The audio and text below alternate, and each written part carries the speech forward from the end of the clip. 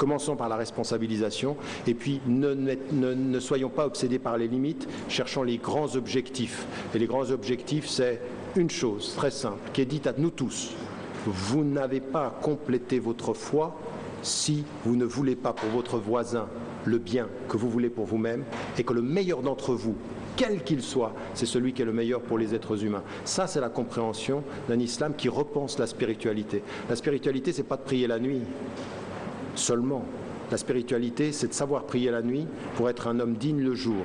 La spiritualité, c'est du mettre du sens dans tout ce que l'on fait, de la dignité dans tout ce qu'on fait. Et malheureusement, aujourd'hui, l'Afrique, elle peut se plaindre de tout ce qui lui est fait, car c'est vrai que c'est un continent exploité et un continent oublié. Reste que l'Afrique aujourd'hui, et le Sénégal au premier rang, avec ses intellectuels, avec ses acteurs politiques, ferait bien aussi de se responsabiliser et de se prendre en charge. Alors juste avant de laisser...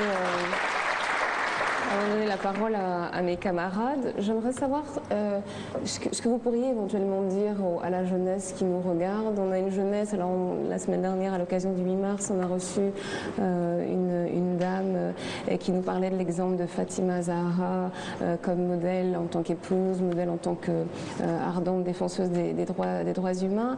Elle expliquait que le prophète avait donné certaines indications par rapport à la manière dont il fallait se vêtir. On est entouré ce soir de jeunes filles qui sont musulmanes, qui ne portent pas toutes le voile et pourtant qui se sentent musulmanes profondément.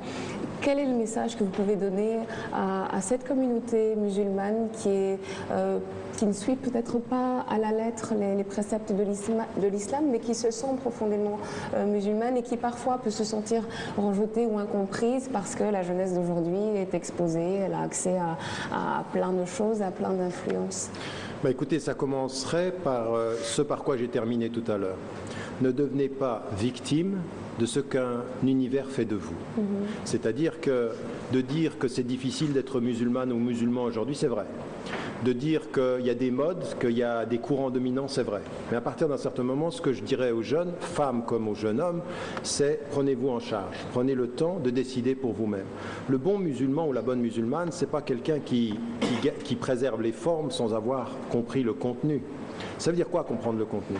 Quand une femme vient vers moi et qu'elle me dit que parce qu'elle ne s'habille pas comme elle devrait s'habiller, c'est-à-dire avec le foulard ou autre, dans sa compréhension, elle n'est pas une bonne musulmane, non. Ou elle n'est pas pratiquante, non. À partir du moment, on va par étapes. Quand on veut le bien, quand on fait attention à l'honnêteté, quand on respecte ses parents, non pas dans une espèce d'obéissance aveugle, mais dans le service et en même temps le respect, même dans la dissension. Il est autorisé en islam de ne pas être d'accord avec son père et sa mère. Ça dépend comment et ça dépend sur quoi. Sur des principes qui sont des principes de justice, on peut ne pas être d'accord, mais il faut toujours montrer un respect, une filiation. Ça, c'est le début de la pratique. Et après, peu à peu, se prendre en charge, s'éduquer, prendre du temps, non pas pour passer son temps dans les réseaux sociaux ou sur... vous savez, moi j'ai plein de jeunes qui viennent vers moi et me disent « Ah, vraiment, t'es quelqu'un que j'aime bien, je t'ai vu sur YouTube. » Comme si tout ce que je faisais, c'était YouTube. C'est-à-dire 3 minutes, penser condenser. Il y a plus que 3 minutes quand même. Hein. Vous avez des débats d'1h30. Non, mais sur YouTube, je crois, bon, 3 minutes, bon, ça peut être 1h30, mais ça reste très passif. Oui. C'est-à-dire qu'il y a des textes, il y a des livres, j'ai un site où même des articles, on ne lit plus. Donc, prendre du temps, se prendre en charge, et puis aller à son rythme. Et puis, quand une femme ou un homme se sent musulman, personne sur la surface de la terre n'a le droit de lui dire tu ne l'es pas. C'est-à-dire, ne laissez personne vous juger en vous mettant hors de l'islam. Vous vous sentez musulmane, quel que soit votre comportement, eh bien vous l'êtes. Vous l'êtes devant Dieu, vous reconnaissez qu'il y a un Dieu, vous reconnaissez qu'il y a un dernier messager, paix et bénédiction de Dieu soit sur lui. Après, la responsabilité, c'est aller à son rythme. C'est-à-dire de commencer. Mais comprenez bien mon message, c'est un message très ouvert quant au jugement, mais très exigeant quant à l'engagement. C'est-à-dire, je ne permets à personne de me juger parce que ce qui était dit même au prophète dans le Coran, « Alayka al-baligh wa alayna al-hisab » toi, tu dois répandre le message, toi, tu ne juges pas, tu n'es pas là pour juger des gens. Donc, très très clair sur le fait de ne laisser personne vous juger. Mais par contre, très très exigeant, pour que tu ne me juges pas, pour que je sois digne d'être respecté, il faut que je me respecte. Et comment est-ce qu'on se respecte quand on donne du temps à son cœur, quand on donne du temps à son intelligence, quand on donne du temps aux gens que l'on aime, quand on est au service des gens. C'est ça le message de l'islam. Après, il faut évoluer. Moi, ce qui me gêne dans la jeunesse aujourd'hui, c'est pas qu'ils ont peur du jugement, c'est qu'ils acceptent trop vite d'être passifs. C'est-à-dire passif, on regarde les choses, on attend, et puis on pense qu'à un moment donné, on sera meilleur demain. Personne ne vous fera meilleur demain que vous-même, parce qu'il est dit dans le Coran de la même façon que Dieu ne change pas ce qui est en un peuple avant que ce peuple se change lui-même. Vous avez la première responsabilité de votre grandeur, et la première responsabilité de votre petitesse aussi.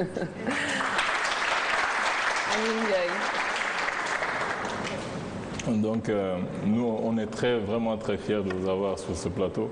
C'est vrai que peut-être Juliette n'a pas bien présenté qui est Tariq Ramadan, mais vraiment, on est fiers de vous avoir. Moi, j'ai plus de plaisir à vous recevoir que de recevoir Barack Obama, par exemple.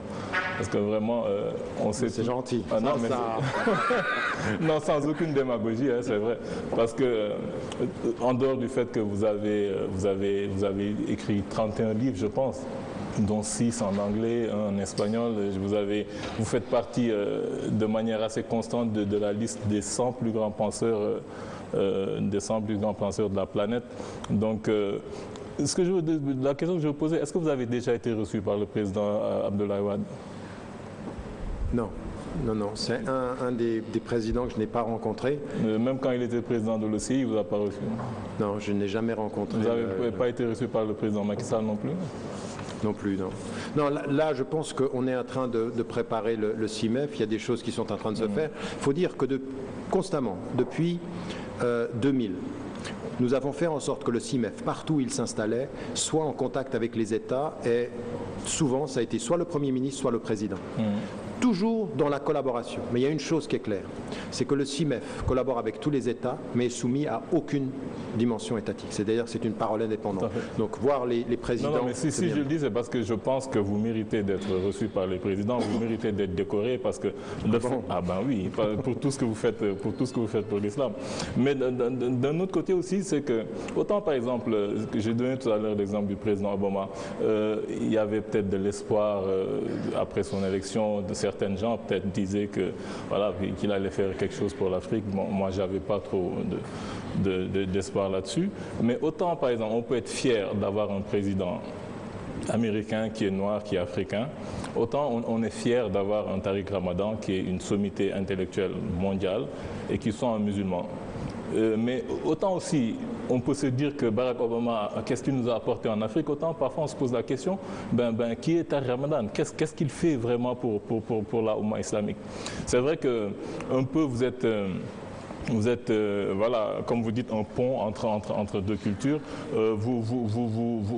Comme vous l'avez dit tout à l'heure, vous êtes né en Occident, vous êtes un Européen à part entière, mais c'est surtout le fait que vous êtes musulman qui parfois vous amène peut-être certains problèmes avec les médias européens qui parlent parfois de double langage et tout. Parce que je me dis que si vous n'étiez pas musulman, vous aurez eu le prix Goncourt, vous serez peut-être même à l'Académie française, d'autant plus qu'ils ont des places de libre actuellement à l'Académie française. Mais le problème, c'est que moi, j'ai du mal parfois, ça fait 20 ans que je vous suis. Je pense depuis 93, 94. J'écoute régulièrement certaines de vos conférences, voilà, les cassettes audio, c'est toujours cet Tariq Ramadan. Mais parfois, on se pose la question, quel est vraiment l'apport que Tariq Ramadan a au niveau de la Oumma, au niveau des jeunes surtout? Parce que c'est vrai que quand on vous écoute, il y a peut-être une certaine déformation professionnelle du professeur. C'est surtout des cours magistraux que vous donnez. Moi quand on vous écoute, c'est pas la portée du musulman lambda. Il y a peut-être plein de gens dans la salle qui sont complètement largués. Donc c'est vrai que là où les gens peuvent bénéficier de votre connaissance, de vos idées, c'est quand ils posent des questions. Et toujours quand ils posent des questions, c'est pour amener le niveau à leur niveau. Là où quand ils posent des questions, vous avez des réponses très précises sur ce qu'ils veulent. Mais je me dis parfois, est-ce que vous-même, vous pouvez vous définir? Parce que comme vous l'avez dit un peu à la fin de votre livre, L'autre en nous, vous dites, s'agit-il donc de l'œuvre d'un esprit oriental ou celle d'un intellect occidental? La logique l'emporte-t-elle sur l'imaginaire, la structure sur la forme, la science sur l'art? Comment qualifier cette œuvre et définir l'esprit qui l'a pensée et produite? celui-ci doit bien avoir sa fenêtre à lui qui permettrait de l'identifier et de le catégoriser. Est-ce que vous avez répondu vous-même à cette question-là? Non, pas complètement. Je pense que c'est un processus qui m'amènera, je ne sais même pas si juste avant ma mort, elle peut être demain, notée ou tout à l'heure en vous quittant, mais je ne sais pas si j'arriverai à définir. Par contre, ce que je peux retracer, c'est un cheminement. C'est-à-dire que ce livre dont vous parlez, qui en anglais s'appelle « La quête de sens » et qui est l'autre en nous, c'est une philosophie du pluralisme, c'est lié à un cheminement. Et donc, si je regarde les 30 dernières années, vous savez, la première fois que je suis arrivé dans ce pays, un des premiers pays africains occidentaux que j'ai visité, c'est ici, c'était en 82, j'étais venu au Sénégal dans le cadre aussi de travail d'éducation. Et moi, ce que j'ai toujours fait, c'est de travailler à plusieurs niveaux. J'ai les ouvrages, comme vous avez dit, plus d'une trentaine que j'ai écrits, qui en fait, il y a des traductions dans les différentes langues. Et puis, il y a un travail de terrain que j'ai toujours fait. Et aujourd'hui, vous savez, il y a des choses que je disais dans les années 80, et les gens me disaient, mais qu'est-ce qu'il raconte quand je parlais en Occident, par exemple. Et aujourd'hui, je travaille dans le Moyen-Orient, j'ai un centre sur la législation islamique et l'éthique où je travaille avec les plus grands savants. J'ai écrit un autre livre qui s'appelle La réforme radicale, qui est véritablement de questionner l'esprit critique, c'est-à-dire réformer les esprits. Moi, je ne veux pas réformer l'islam. L'islam ne se réforme pas. Par contre, l'esprit musulman, l'esprit des lecteurs, l'esprit des êtres humains. C'est l'un des plus grands réformateurs D'accord, mais il n'était pas réformateur de l'islam, il était réformateur de la compréhension de l'islam. Et donc, moi, ce que j'ai envie de poursuivre dans la tradition des grands réformateurs, c'est de réformer les esprits, comment on lit les textes. Et là, par exemple, des savants, des plus grands savants du monde maintenant, je les mets en face des plus grands spécialistes du contexte médical, sur la question de l'environnement, sur la question de la psychologie, sur la question des médias, sur la question de la nourriture, sur la question de la relation homme-femme. Vous voyez, par exemple, dans la première question qui m'a été posée sur les femmes, c'est on parle des femmes comme des bonnes épouses ou comme des bonnes filles. Moi je ne veux pas de ce discours-là. Une femme, d'abord, c'est une femme avant d'être une épouse, avant d'être une fille, avant d'être une maman. C'est une femme et dont on parle dans l'être, l'essence et la spiritualité. Il faut réformer notre façon d'approcher les choses. Et donc, voilà ce que j'essaie de faire avec les savants. Maintenant, j'ai un travail de base. Ça fait maintenant 30 ans que je travaille au niveau du terrain. Alors, ce que je vois, moi, vous savez, je n'utilise même pas la formule « les jeunes musulmans ». Parce qu'en Occident, comme ici, les jeunes musulmans, c'est un peu paternaliste. C'est-à-dire que vous vous demandez à quel moment on devient adulte. Oui, je veux dire, le concept de jeunesse, c'est très relatif. Exactement. De toute façon, c'est quelque chose qui a été créé très récemment. Exactement. Mais par contre, en Europe, on n'arrête pas de parler des jeunes musulmans. C'est-à-dire on attend qu'ils deviennent adultes, qu'ils pensent par eux-mêmes, parce qu'on a toujours pensé pour eux. Un peu comme dans la pensée coloniale. Moi, si je pose cette question, c'est par rapport au fait que, comme vous l'avez dit aussi dans vos écrits, le modèle, c'est quelque chose qui est très important et qui a toujours existé. Et les gens, quoi qu'on dise, que vous le sachiez ou non, on vous prend comme modèle. Donc parfois, quand on vous prend comme modèle, on veut savoir mon modèle, où est-ce qu'il va. Donc autant on peut, j'ai parlé tout à l'heure de votre grand-père, vous ne voulez pas tout le temps qu'on vous ramène à lui, mais je veux dire que Hassan al-Banna, c'était quelqu'un qui a vraiment posé des jalons. Et ce qu'il a fait, ce qu'il a construit jusqu'à présent, les gens en récoltent les fruits. Donc c'est quelqu'un qu'on prend comme modèle et on sait où il va et on sait quel précepte il avait mis en place. Vous voulez dire que vous ne savez pas où je vais? Non, on parle toujours de votre grand-père, mais même votre père. Je veux dire, votre père, on n'en parle pas beaucoup, Saïd Ramadan aussi. Je veux dire, c'est lui qui était le membre fondateur de la branche palestinienne des frères musulmans. Il est aussi cofondateur de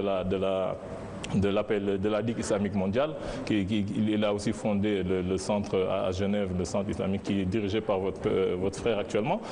Lui aussi, il était pan-islamiste, il était activiste. Je ne dirais pas qu'on savait lui aussi où il allait, mais je veux dire ici, là, c'était beaucoup plus clair, c'était des choses qui sont assez claires. Moi, je ne parlerai pas de double langage avec vous, évidemment, mais je dis aussi que parfois, je ne dirais pas les jeunes, vous ne voulez pas que je dise les jeunes, mais c'est par rapport à leur maturité. Et c'est eux qui sont plus enclins à avoir des modèles à les suivre. Parfois, ils le font parce qu'il faut connaître Tariq Ramadan, mais en fait, ils ne le connaissent pas vraiment. Ils ne le comprennent même pas. Alors, juste pour terminer avec ça, c'est quand vous parlez tout à l'heure aussi de l'islam, que voilà, c'est plus global, c'est pas seulement les haram, les halal, c'est vrai, mais bon, je veux dire qu'il y a aussi les fondamentaux, vous le savez bien. Quand par exemple vous parlez de moratoire sur certaines pratiques, la lapidation, les trucs comme ça, Je veux dire que on ne sait pas comment percevoir ces choses-là, parce que c'est vrai qu'il y a une partie de l'islam qui est très privée, mais il y a une partie qui fait partie des rapports sociaux. Les lois, on est obligé d'en avoir. Ouais. On ne peut pas gérer un pays, on ne peut pas être dans un pays sans avoir des lois. Si on n'a pas nos propres lois, on prendra forcément les lois des autres. Donc en ce moment-là, comment on peut gérer ça? Quelles sont les lois qu'on doit mettre en place? Est-ce qu'il faut revoir toutes les lois islamiques? Est-ce qu'il faut mettre des moratoires, comme vous dites? C'est ça le problème. Écoutez, d'abord, je suis impressionné par le fait que vous en savez beaucoup sur l'histoire de ma famille et l'histoire. Et je suis très content, mais très content que vous abordiez de façon positive l'héritage de mon grand-père et l'héritage de mon père, qui est souvent très oublié dans la façon dont on parle de là où je viens.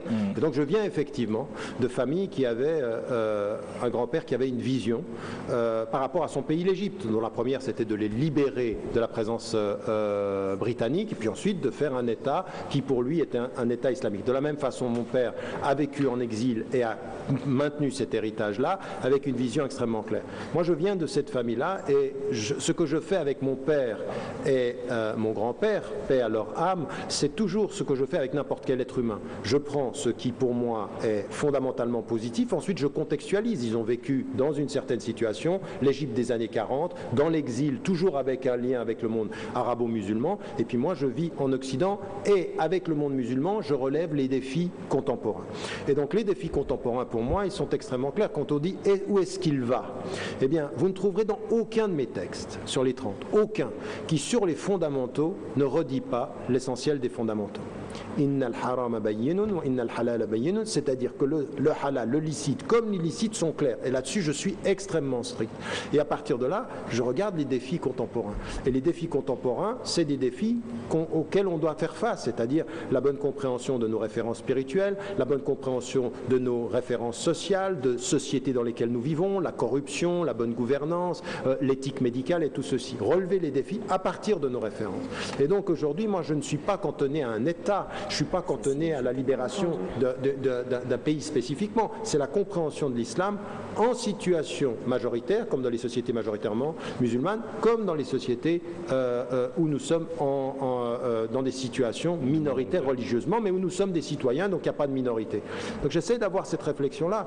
Est-ce que vous dites, d'abord, j'ai plus confiance dans la génération qui me lit et qui écoute que ce qu'on dit, parce que souvent on dit mais ils comprennent rien à ce que tu dis. C'est pas vrai. Moi j'ai vu toute l'émergence d'intellectuels, de jeunes aujourd'hui qui sont en Occident, même ici en Afrique, quand on a le CIMEF, la qualité de la réflexion est 1000 fois plus que ce qu'on aurait pu imaginer. J'ai des gens qui sont venus du Canada et qui sont venus d'Europe, qui se sont assis avec des Africains. Mais c'est toujours l'élite. Non, mais ça, oui, non, mais attendez. Non, vous êtes l'élite, Imam Kanté, c'est l'élite. Non, mais attendez, l'élite, c'est-à-dire, il y a des étudiants, il y a des organisations qui travaillent à la base. Ce que vous devez faire, et ça a toujours été comme ceci, c'est votre façon de traduire le discours de l'islam pratiquement sur le terrain. Et là, ça peut passer d'étudiants, ça peut passer d'une certaine élite à la base. Et puis, on peut aussi travailler sur tout ce qui concerne ceux qui sont marginalisés. Ce travail, on essaye de le faire. Moi, c'est ça ma vision. Maintenant, je vais prendre un exemple pour vous montrer justement les malentendus qu'il peut y avoir. Quand, par exemple, on est venu vers moi, on dit « Vous demandez un moratoire sur les châtiments corporels » ou par exemple sur la lapidation ou sur la peine de mort.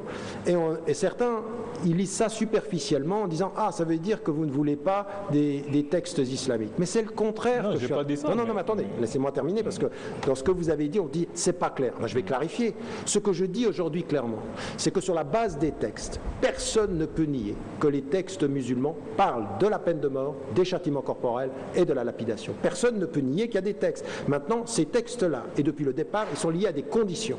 Et ces conditions, aujourd'hui, ce que je dis, c'est qu'elles ne sont nulle part réunies. Donc, on ne peut pas les appliquer. Donc, ce que je dis, ce qu'a fait Omar ibn al-Khattab à une époque, c'est on suspend et on ouvre un dialogue. Vous allez voir aujourd'hui qu'il y a des savants qui vont aller jusqu'à dire, même jusqu'à la peine de mort, on ne peut pas. Parce que, je veux dire, comment voulez-vous appliquer la peine de mort dans un des pays qu'on appelle la plus grande démocratie du monde, comme aux États-Unis, quand un noir a 5 fois plus de chances d'être exécuté aux États-Unis parce qu'il qu'il est noir, parce qu'il est pauvre et parce qu'il n'a pas de bon avocat. Donc vous ne pouvez pas continuer ceci. Donc on suspend. Mais partout, ça c'est ma position, même du point de vue de l'islam. Donc c'est au nom de l'islam que je dis ceci. Et vous voulez le meilleur exemple? Eh bien c'était ma réponse à ce qui s'est passé au Nord Mali. À ceux qui viennent avec un islam littéraliste et qui veulent montrer que l'islam, pour qu'il soit appliqué, il passera par le châtiment, par le fait de couper des mains, par le fait de flageller. Eh bien ceux-là ont une compréhension non pas fausse de l'islam, mais anti-islamique. C'est-à-dire qu'ils trahissent les principes de notre religion. Donc pour moi, ma position, elle est extrêmement claire, et vous voyez bien que ce que j'ai dit il y a 10 ans trouve sa cohérence dans ce qui se passe aujourd'hui. Donc c'est à partir de là que j'ai des positions qui sont extrêmement fermes. Peut-être pour revenir là où vous avez terminé, à ce qui se passe au Mali, c'est vrai qu'on aimerait un peu avoir, j'ai entendu un peu les interventions que vous avez faites au niveau des télévisions européennes, mais je veux dire que nous, par exemple, d'ici, on n'a pas ces preuves-là. On a des informations qui nous viennent du Mali, comme quoi, oui, il y a des gens qui coupent les mains, il y a des gens qui coupent les pieds, il y a des gens qui lapident. On n'a pas les preuves. On est en période de guerre. Peut-être que c'est de l'intoxication, peut-être que c'est de la désinformation. Quelles sont les preuves que les gens peuvent apporter que ce sont des djihadistes qui sont là-bas, qui sont en train de lapider les gens, qui sont en train de tuer, qui sont en train de torturer? Ça, est-ce qu'on a des preuves de ça? Parce que nous, en tant que musulmans, si nous tenons un discours pareil, il faudrait qu'on puisse l'étayer de preuves concrètes. Non, vous ne pouvez pas dire, d'un point de vue concret, qu'on n'a pas de preuves d'exactions qui sont faites sur les populations. Ça, non seulement on a des preuves, mais on a des témoignages. Des témoignages qui viennent de qui? Attendez, moi je suis... en période de guerre. Vous êtes Non, moi je suis allé au Mali il y a 3 ans et j'ai eu des témoignages de première main, c'est-à-dire de gens à qui je fais confiance. Et j'ai eu des témoignages aussi de journalistes à qui j'ai fait confiance qui m'ont confirmé. Donc les faits, il ne faut pas les nier. Par contre, on doit analyser beaucoup plus. Oui, c'est très bien, parce que c'est ça qui a été... Vous savez, moi j'ai pris position contre ces personnes-là, mais pas maintenant. J'ai pris position dans ceux qui s'installaient il y a 5 ans et dont on ne nous parlait pas. Et il y a 3 ans, quand on a eu le CIMEF, au moment du CIMEF, on a eu l'intervention de ATT qui inaugurait le CIMEF avec nous, avec lequel j'ai interpellé personnellement. Et on a eu une discussion en disant que là, il y a un vrai problème sur quelle est cette stratégie. Quand j'ai eu des gens de l'armée malienne, qui sont des gens qui m'étaient proches, qui sont venus me dire on ne comprend pas la stratégie militaire dans la région. Pourquoi? Parce qu'on va tuer des gens, même quand ils sont désarmés. Et un des commandants de l'armée me dit j'ai l'impression qu'on nous demande de les radicaliser, c'est-à-dire de les pousser à faire ceci. Donc moi ça m'a posé des questions. Alors pendant 5 ans on n'a rien fait et tout à coup la France apparaît comme un pays sauveur. Alors on m'a mal compris quand moi j'ai pris position contre eux mais contre l'intervention française en disant aux Maliens je comprends aujourd'hui que vous célébriez la France parce qu'elle vous libère de choses qui est grave. Ça pouvait vraiment être une partition du Mali, aller jusqu'à Bamako, c'est vrai. Je comprends leur peur et leur crainte et je comprends qu'ils soient réconfortés.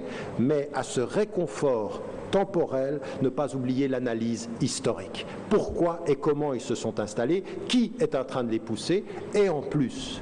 Qu'est-ce qu'il y a dans le souterrain du Sahel?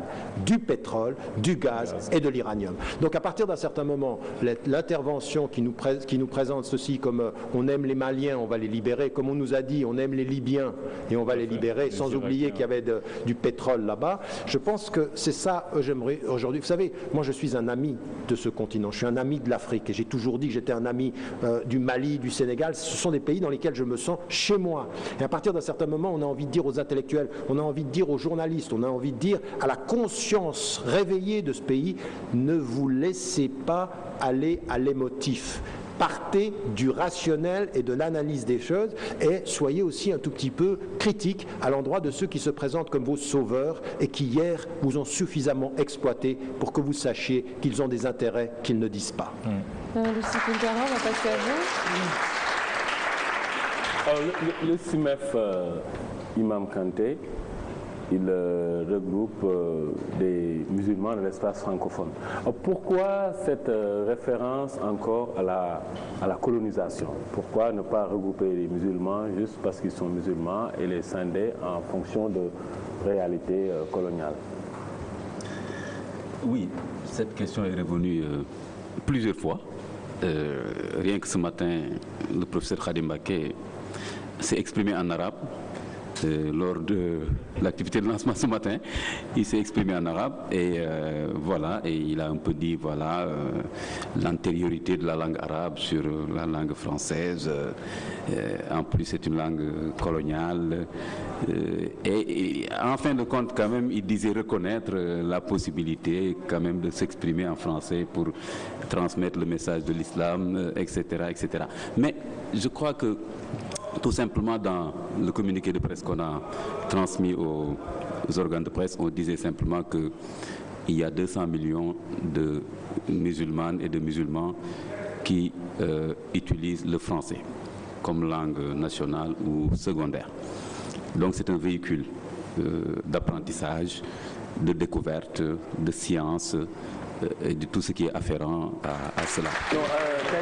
Moi, je veux dire, quand on vous écoute avoir ce discours que vous voulez calquer sur les enseignements de l'islam, que vous contextualisez dans un contexte aussi bien européen que contemporain, moi je pense que c'est quelque chose qui mérite qu'on prête oreille, parce que l'islam, ce sont des textes fondateurs qui datent de 14 siècles. Donc impérativement, si on doit leur donner vie, on ne peut pas les regarder avec le même œil qu'il y a 1400 ans. Ça, c'est impossible.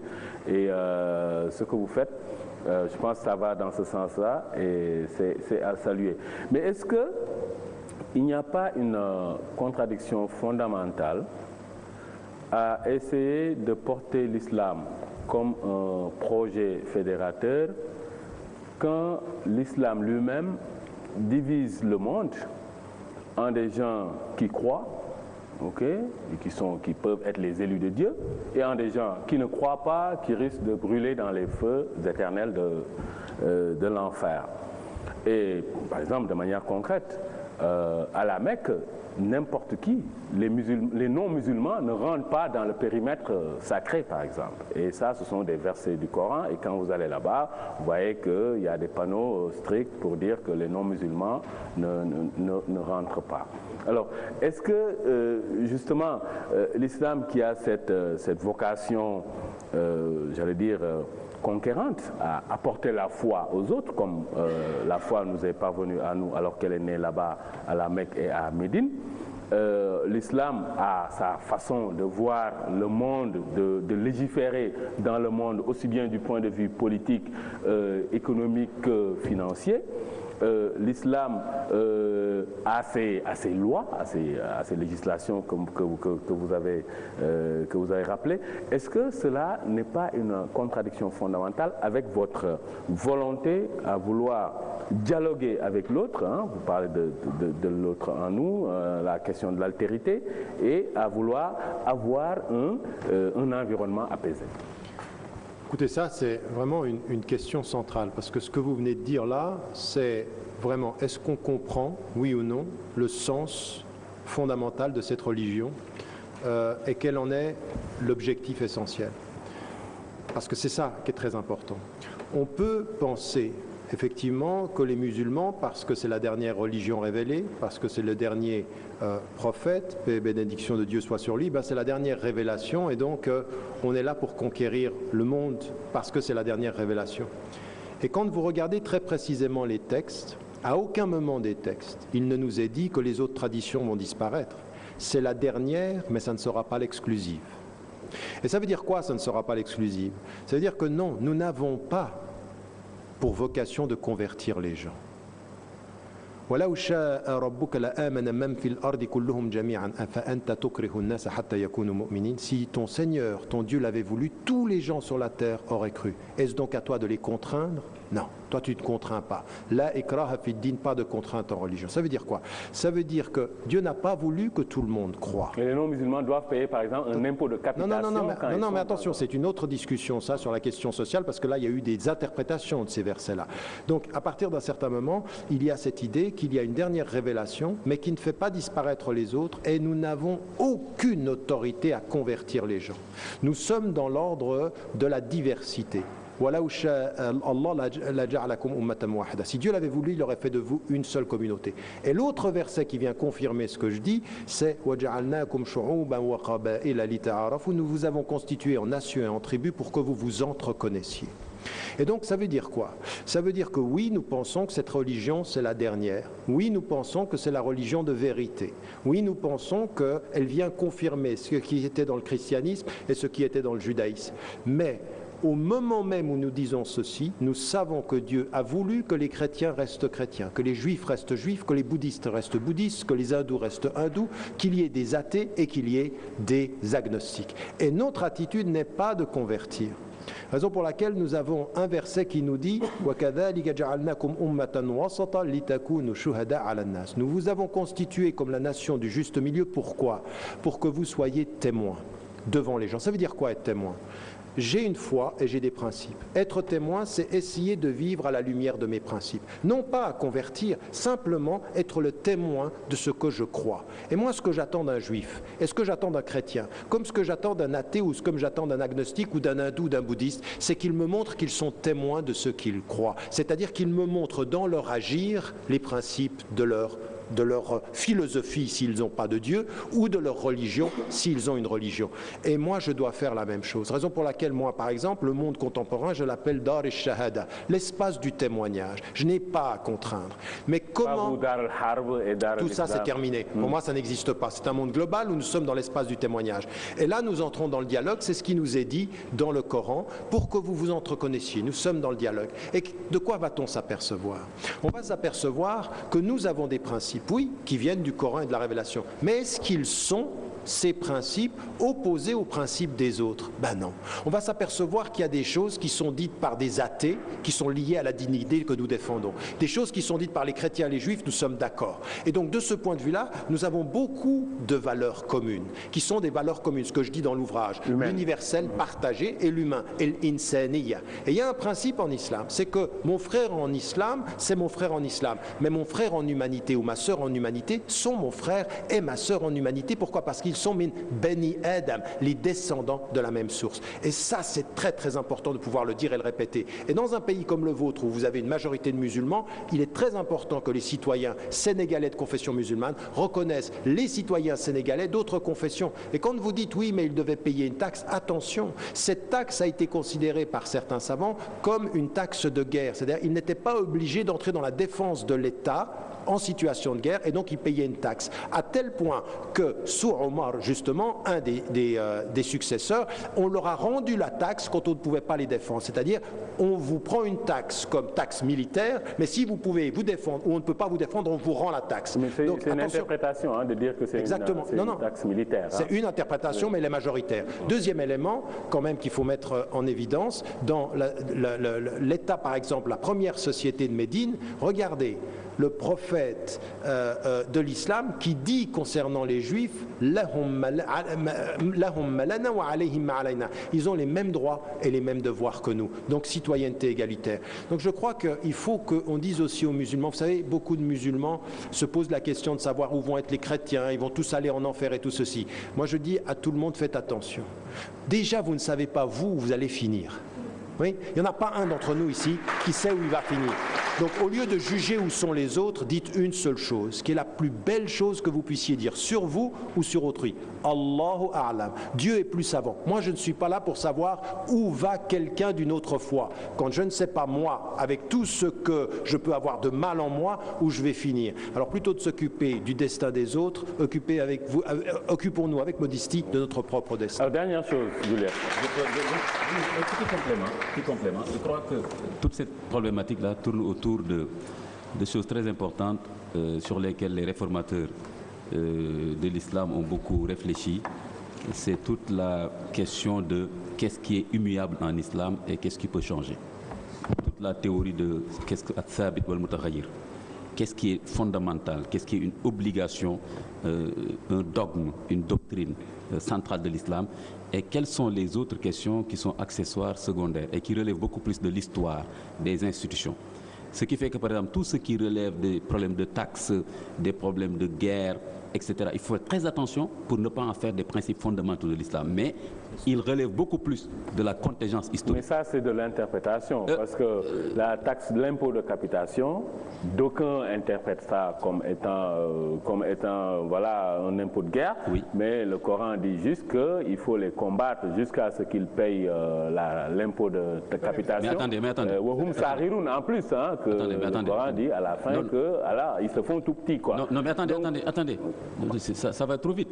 Vous ne pouvez pas plaquer le verset comme ça, il faut l'interpréter. Ouais, mais justement, c'est une interprétation. Et là, ça peut aller dans tous les sens. Mais très bien. Mais moi, là où je voulais finir, si vous n'interprétez pas le verset, vous n'avez encore... C'est pas que Tounkara, Imam, lui, il aussi, il ne se laisse pas faire. À chaque fois que Tounkara parle, il... Moi, j'ai une dernière préoccupation. C'est un peu l'état aujourd'hui des musulmans dans le monde. Les musulmans sont parmi les plus riches, naturellement, en termes de ressources naturelles.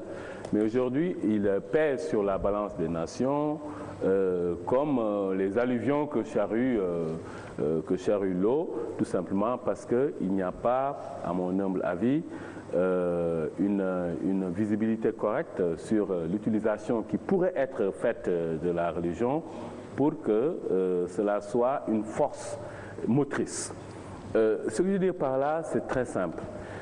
Vous-même, vous le dites, hein, il y a une approche très, j'allais dire, idéalo-réaliste dans vos propos, où on voit que oui, voilà les principes, ok, et les principes, c'est toujours un idéal, les principes, voilà ce qu'il faut faire, voilà ce que l'on doit faire, etc.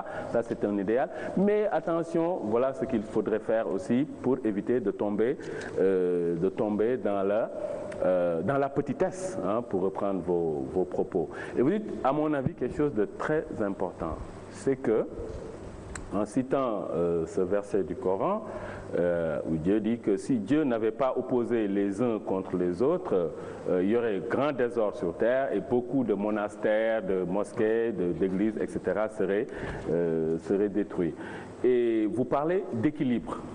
Okay? J'ai l'impression, moi, que les musulmans, en se contentant uniquement de parler de piété, de foi, de prière, de pèlerinage, et en n'utilisant pas la religion comme étant une force motrice pour équilibrer justement les forces vis-à-vis des autres, ils se sont fait dépasser et bien sûr dominer comme c'est le cas dans le monde. Alors moi, ma question c'est, prenez une organisation comme l'OCI. Okay. Aujourd'hui, l'OCI ne pèse pas lourd dans les affaires du monde et dans les affaires des musulmans aussi. Alors, à votre avis, à vous, qu'est-ce qu'il faudrait faire pour que les musulmans reviennent à reconsidérer ce qu'ils possèdent comme étant force motrice, mais pas juste comme étant des choses sur lesquelles on s'assoit et que ça ne sert pas. Tariq Ramadan, vous avez 2 minutes pour répondre. On me dit que vous avez un vol qui vous attend à l'aéroport. Et surtout, il ne faut pas lui mettre une pression comme ça. Laissez-le répondre. Hein. Donc... Là, je vous défends. Hein. Répondez. Oui, il a un vol. Bon, je vais essayer de faire court. Encore une fois, je pense que même dans votre question, il y a une question d'équilibre. Il faut préserver une dimension de cœur et une dimension spirituelle. Il ne faut pas simplement rentrer dans un rapport de force avec autrui, parce que finalement, ce que j'ai dit au départ de l'intervention, on finit par se considérer comme dominé, que se considérer comme victime et entretenir une espèce de rapport à l'autre qui est tout à fait négatif. Le moyen de la première libération, c'est d'abord une réconciliation avec soi. Je pense que mettre du sens aux choses, mettre du sens à son projet social, à son projet politique de libération, de citoyenneté, mais aussi de cœur, c'est-à-dire véritablement une sorte de paix spirituelle, c'est aussi quelque chose qui fait partie de notre époque. L'une des plus grandes famines de notre époque, mais pas simplement en Occident, même ici au Sénégal, c'est une indigence spirituelle, c'est-à-dire on finit par être superstitieux parce qu'on n'est pas suffisamment spirituel. Un manque de spiritualité finit par de la superstition, par idéaliser des êtres humains qu'on rencontre comme des saints et qu'on ne regarde plus comme des êtres humains. Même le prophète, il ne voulait pas qu'on le regarde comme un saint, ça n'était qu'un être humain. Et quand il est mort, son ami Abou Bakr al-Siddiq a dit, ceux qui l'adoraient sachent qu'il est mort, il reste Dieu qui est vivant et qui ne meurt pas. Donc cette idée de la spiritualité centrale. Maintenant, ce que vous mettez en évidence, c'est qu'effectivement nous devons comprendre que cette spiritualité, que ces principes-là doivent être des principes moteurs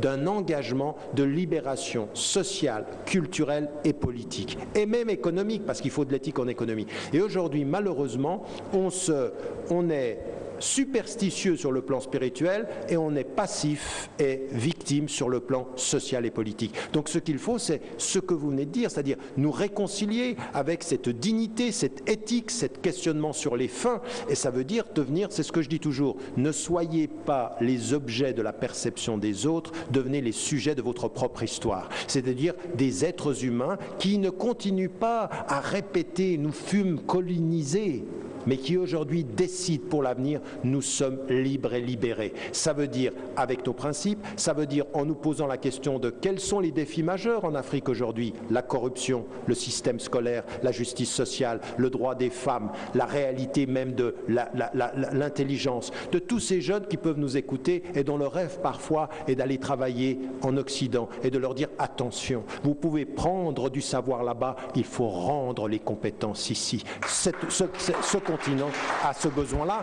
Donc c'est une vraie conscience individuelle et collective qu'il faut nourrir. Pour le moment, on ne voit rien, c'est ça le problème. Non, c'est pas vrai. C'est pas vrai. Je suis plus positif que vous. On a énormément de problèmes, il y a énormément de défis, mais la note sur laquelle je veux finir ce soir, c'est de dire c'est pas vrai. Je vois des millions de jeunes filles et je peux vous dire une chose, les jeunes filles musulmanes sont une grande partie de l'avenir de cette communauté musulmane mondiale parce qu'elles commencent à avoir de la connaissance, à commencer à comprendre leur religion et à apporter leur contribution. Donc on a des femmes, on a des hommes qui sont en train de se réconcilier. J'aimerais vous dire une chose qui en termes de statistiques, est fondamentale. Le plus grand retour à la pratique musulmane dans les sociétés et les communautés en Occident, comme les sociétés majoritairement musulmanes, elle se fait parmi les plus éduquées. Donc l'islam n'est pas cette religion, comme on le dit souvent en Occident, des déshérités et des laissés pour compte. Non, ceux qui s'éduquent commencent à revenir à une pratique plus fondamentale. Ça, c'est notre avenir. Restons positifs. Au lieu de dire « je ne vois rien », il faut regarder mieux. Voyez-vous, non, nous, ce que l'on voit, c'est que, par exemple, chez vous, on vous interdit en Suisse d'avoir des minarets. Ce qui veut dire que vous, depuis 30 ans, vous prêchez. Vous connaissez le proverbe africain? Lequel? Le prophète africain dit la chose suivante. On ne jette des pierres sur un arbre que quand celui-ci commence à donner ses fruits. Et si l'islam fait beaucoup peur aujourd'hui en Occident, c'est que de plus en plus de citoyens occidentaux de confession musulmane sont en train de vivre leur religion avec sérénité. Nous sommes sur la bonne voie, contrairement à ce que disent les médias. On va terminer sur cette note. Allez, on va vous libérer, Tariq Ramadan et Imam Maktar Kanté. Je rappelle, Imam Maktar Kanté, que vous êtes le coordonnateur de du 7e colloque international des musulmans de l'espace francophone, un colloque qui se déroulera au mois d'août. Le thème... C'est un peu le temps qu'on termine avec M. Sey, sinon ils vont vider notre plateau. Je pense qu'ils vont rater leur avion. Je rappelle rapidement le thème, éthique, gouvernance et paix, quelle contribution de la pensée islamique. Et Tariq Ramadan, je rappelle que vous étiez là donc au Sénégal pour le prélude de ce colloque. Vous avez animé une conférence, l'urgente nécessité de repenser l'éthique islamique, la spiritualité et la loi. C'est la fin de la première partie de ce grand rendez-vous. On se retrouve dans quelques instants avec nos autres invités.